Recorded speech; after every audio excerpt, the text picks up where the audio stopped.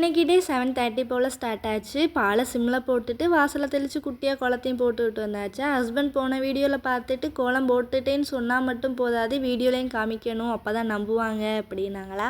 அதுக்காண்டி இன்றைக்கி போட்ட கோலத்தை வீடியோவில் ஆட் பண்ணியிருக்கேன். எப்படி இருக்குன்னு சொல்லுங்கள். வீட்டில் காயெல்லாம் இல்லை, கேரட் பீன்ஸ் மட்டும்தான் இருந்துச்சா. வெஜிடபிள் பிரியாணி போடலான்னு தான் நினச்சேன். அப்புறம் தாத்தா சீனி வரக்காய் பிடிங்கி வச்சுருப்பாங்க போல், நேற்று தோட்டத்தில் இருந்து லைட்டாக முத்திருச்சு. இன்றைக்கி விட்டுட்டா நாளைக்கு ரொம்ப இதாக போயிடும் அப்படின்ட்டு இன்றைக்கே பண்ணியாச்சு. நான் கல்யாணம் ஆன புதுசில் சீனி வரக்கால புளிக்குழம்பு வச்சுருந்தேன்னா அப்போல்லாம் பார்த்துட்டு நாங்களாம் அப்போல்லாம் வைக்கவே மாட்டோம், சாப்பிட்டதே இல்லைன்னாங்களா. அதில் விட்டது தான். இப்போல்லாம் வீட்டில் சீனி வரக்காய் இருந்தால் பொரியல் தான் பண்ணுறது. நான் எப்படி பண்ணுவேன்னா, நல்லா குட்டி குட்டியாக கட் பண்ணி நாரெல்லாம் எடுத்துட்டு நல்லா வேக வச்சுட்டு வெங்காயம் கடுகு பட்டவத்தெல்லாம் போட்டு தாளிச்சிட்டு வேக வச்ச சீனி வரக்காவை அப்படியே போட்டுட்டு கொஞ்சம் தேங்காய் மட்டும் துருவி போட்டுருவேன். அப்படியே நல்லா இருக்குமா. இன்றைக்கி ரசம் வச்சு இதோட வச்சு சாப்பிட்டாச்சு. வீட்டில் காய் எதுவும் இல்லையா, ஈவினிங் சந்தை போட்டிருக்காங்க, இன்றைக்கி போய் வாங்கிட்டு தான் வரணும். நானும் ஹஸ்பண்டும் போகணுன்னு தான் பிளானு. ஆனால் தாத்தா என்ன சொல்கிறான்னு தெரில, அவர் தான் எப்போயுமே போவார். இவங்க ஆஃபீஸ் போயிட்டு வந்தால் தான் என்னன்னு தெரியும். இவங்களுக்கு பாய் பாய் சொல்லி ஆஃபீஸ்க்கு அனுப்பி வச்சுட்டு இன்றைக்கி வெயில் நல்லா அடிச்சிச்சு. இருக்கிற துணியெல்லாம் துவைச்சி போட்டால் நல்லா காயுன்ட்டு எல்லா துணியும் எடுத்து துவைச்சிட்டு